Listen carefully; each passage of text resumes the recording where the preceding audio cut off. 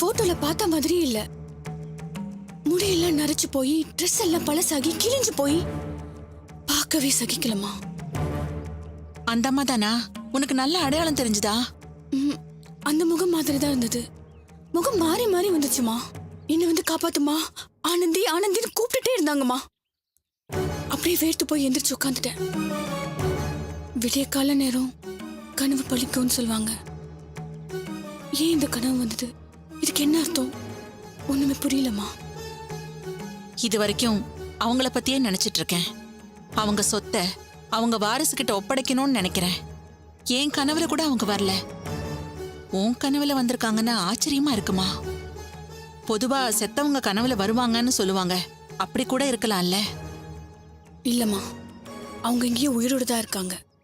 ஏதோ பிரச்சனையில இருக்காங்க. என்னை வந்து காப்பாத்துன்னு கெஞ்சிறதுக்கு வேற என்ன காரணம் இருக்க முடியும்?